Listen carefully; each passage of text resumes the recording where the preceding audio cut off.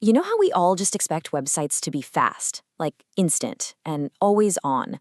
But have you ever stopped to wonder what's actually happening behind the scenes to make all that work? Well, today, we're going to pull back the curtain on one of the internet's true unsung heroes, a tool that keeps things running smoothly for millions of us every single day, Nginx. Okay, so to get this, I want you to picture your website on a really busy day. It's basically rush hour on the world's biggest highway. Every single user is a car, and they're all trying to get to the exact same place, your server. And, well, you know what happens next. You get a total gridlock, a massive, frustrating traffic jam.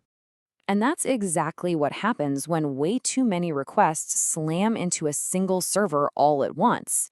It's like having a 10-lane highway that suddenly narrows down to one single toll booth. It just gets completely and utterly overwhelmed. The consequences of that are pretty real, right? For us as users, it means pages that take forever to load, or worse, just getting a big old error message. And for businesses, that can mean lost customers, lost sales, lost everything. So what's the fix? Well, the solution has a name. It's called load balancing.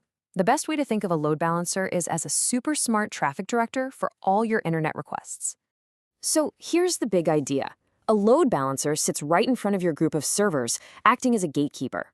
Its entire job is to take all that incoming traffic and spread the work out evenly, making sure that no single server gets buried under the load. This is what stops those slowdowns and crashes in their tracks. And the benefits here are just huge. You get way better efficiency, which means faster websites. You get what's called high availability, which is a fancy way of saying if one of your servers just decides to die, no big deal. The load balancer just sends traffic to the healthy ones. It also makes your whole setup scalable and redundant, so you can add or remove servers on the fly without anyone ever noticing. Now, you might think all load balancers are the same, but they're not. They can work at different layers of the network, mostly at what we call layer 4, the transport layer, and layer 7, the application layer. Let's break down what that actually means. So a layer 4 load balancer is kind of like a mail sorter who only looks at the street address on the envelope. It's super fast because it's just looking at basic info, like the IP address. A layer 7 load balancer, on the other hand, is much smarter. It's like a mail sorter that actually opens the letter to read what's inside.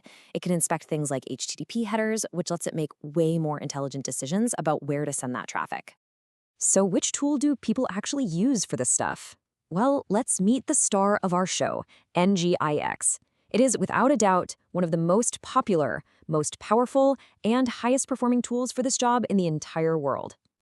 And to give you a sense of just how massive this thing is, even way back in 2018, Nginx was already serving over a quarter of the top million websites on the entire internet.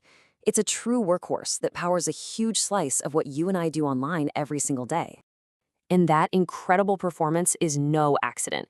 Nginx uses something called an event-driven model. See, older servers would create a whole new process for every single connection, which gets really heavy. Nginx is different. It handles tons of connections all within a single process. This makes it ridiculously efficient and exceptionally fast. Okay, let's get to the good stuff. Let's talk about Nginx's superpowers. And superpower number 1 is its ability to make things crazy fast by using caching. Basically, it saves a copy of your content so it can just hand it directly to users without having to bother your main server every single time. And here's the best part. You might think this sounds super complicated, but it's not.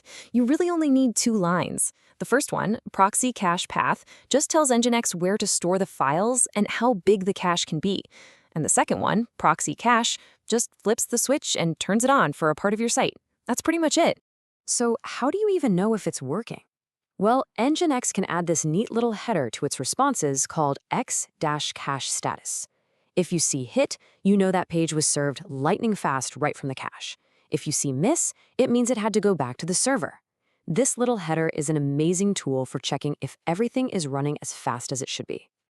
But Nginx is not just about raw speed. It's also about being rock solid and reliable.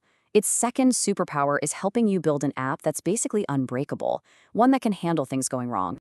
So let's ask the one question that keeps every developer up at night. What happens if your main server, the brains of your operation, just dies?